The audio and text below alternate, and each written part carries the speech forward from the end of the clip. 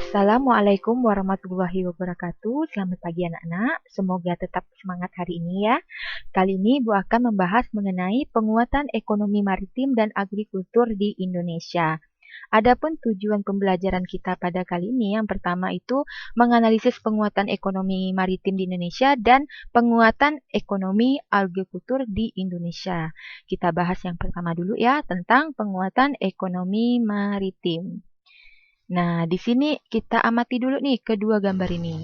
Kira-kira kedua gambar ini merupakan kegiatan apa ya?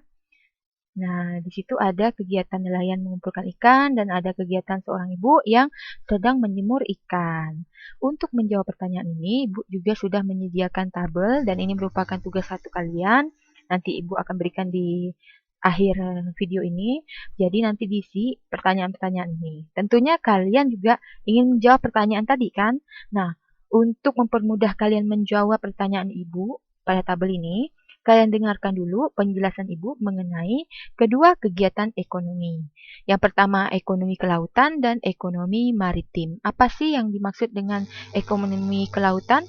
Ekonomi kelautan ini adalah kegiatan ekonomi yang dilakukan di wilayah pesisir dan lautan ya, serta di darat yang menggunakan sumber daya alam dan jasa lingkungan kelautan untuk menghasilkan barang dan jasa. Contohnya seperti tadi nelayan, pembudidayaan rumput laut, pembudidayaan udang, tambak garam, pasar apung, dan lain sebagainya. Itu adalah contoh ekonomi kelautan. Kemudian apa Bu yang dimaksud dengan ekonomi maritim?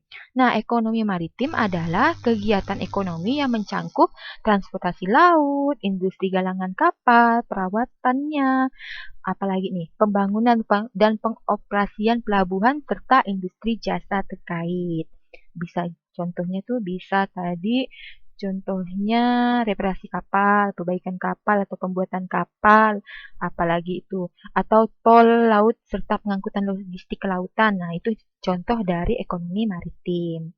Nah, tentunya kedua kegiatan ekonomi ini mempunyai kesamaan. Nah, apa sih kesamaannya? Kesamaannya adalah keduanya sama-sama bertujuan untuk meningkatkan kesejahteraan masyarakat, orang banyak atau umat manusia ya. Nah, dari penjelasan Ibu tentu kalian ada gambaran kan? Apa sih jawaban untuk pertanyaan Ibu yang pertama tadi? Nah, jawabannya adalah kegiatan ini termasuk kegiatan ekonomi kelautan karena kegiatan ini dilakukan di daerah pesisir atau di daerah laut dan diolah atau yang ini nih diolah ya menjadikan asin tadi itu kan. Nah, itu adalah contoh kegiatan ekonomi kelautan. Kemudian apa sih Bu contoh ekonomi maritim? Tadi juga Ibu sebutkan ya ekonomi maritim itu contohnya tol laut ya. Tol laut ini sebagai pengangkutan logistik ya. Kemudian pembuatan kapal atau reparasi kapal, kemudian apalagi ini jasa penyeberangan antar negara atau antar pulau atau industri logistik pengangkutan melalui laut. Nah, ini adalah contoh dari kegiatan ekonomi maritim ya. Jadi sampai di sini kalian bisa membedakan kan mana kegiatan ekonomi maritim, mana yang kegiatan ekonomi kelautan ya.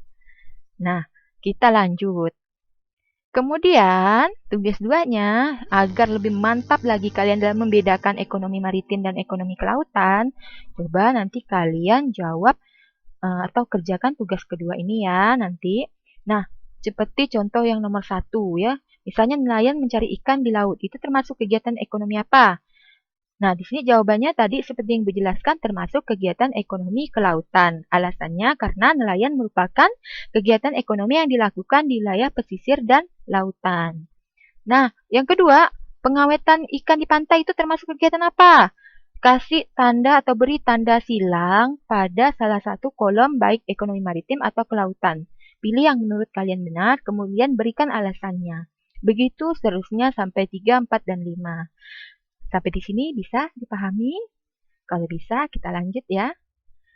Kita lanjut di sini Ibu memberi cerita sedikit ya bahwa Indonesia ini memiliki sumber daya alam yang sangat melimpah ya, sangat banyak sekali. Apalagi keindahan lautnya.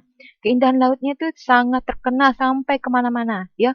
Baik itu di daerah Bunaken, Raja Ampat, Labuan Bajo, Wakatobi itu sudah terkenal ya. Terkenal akan kayanya ke lautnya atau indahnya lautnya yang ada di dasar laut ya.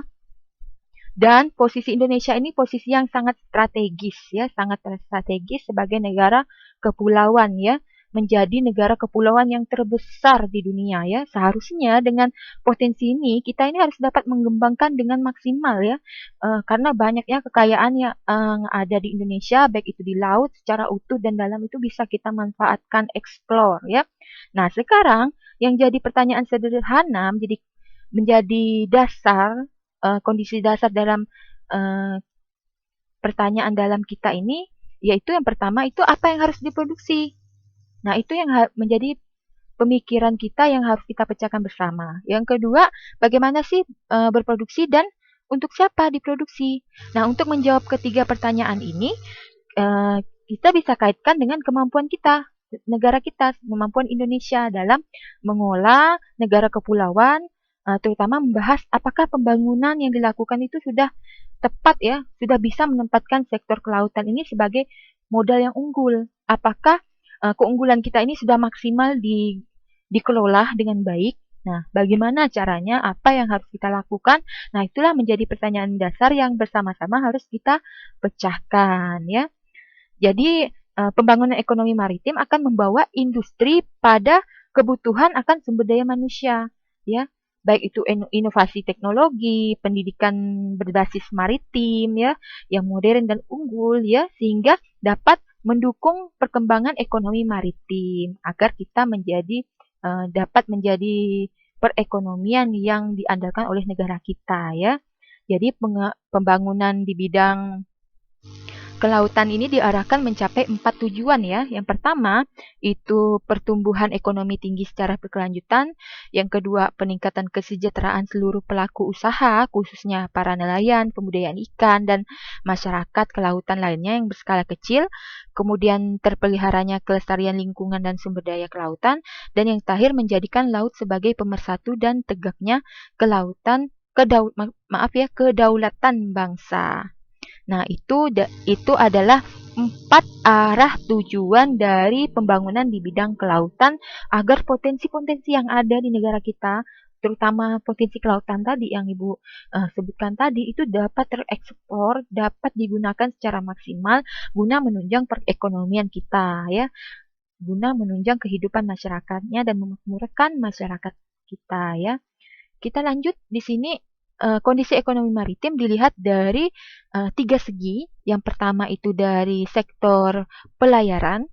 Kita dilihat dari sektor pelayaran ini dapat dikatakan infrastruktur atau tulang punggung kehidupan berbangsa dan bernegara. Namun nyatanya untuk pelayaran nasional saat ini belum begitu baik ya, ditinjau dari daya saingnya kita masih kalah dengan negara tetangga atau negara Singapura ya. Mereka industri gang kapalnya itu sangat modern dan maju sekali. Tapi harapan saya ke depannya kita dapat memperbaikinya agar lebih baik dan lebih maksimal lagi ya. Kemudian itu dari segi sektor perikanan, yaitu potensi sektor industri perikanan ini memang kita ini sangat andalan kita ya, andalan negara kita bahwa kita di sini Indonesia nih sebagai negara industri perikanan terbesar di Asia. Namun demikian kontribusi sektor perikanan terhadap pendapatan nasional masih rendah. Apa sih penyebabnya? Nah, disitulah kita harus mengetahui dan kita harus memperbaiki kekurangan-kekurangan itu agar sektor perikanan yang menjadi keunggulan kita itu dapat ditingkatkan. Kemudian yang ketiga itu sektor pariwisata bahari ya. Maksudnya ini sektor pariwisata bahari itu ya tadi yang Ibu sebutkan tadi, baik itu di Raja Ampat, di Labuan Bajo, Wakatobi, atau di Bunaken, itu harus dimanfaatkan, dioptimalkan penggunaannya sehingga dapat meningkatkan pendapatan masyarakat, mendatangkan wisatawan berasal dari manapun sehingga dapat menambah devisa. Nah, karena durasi kita lanjut ke video yang kedua ya. Terima kasih, kita lanjut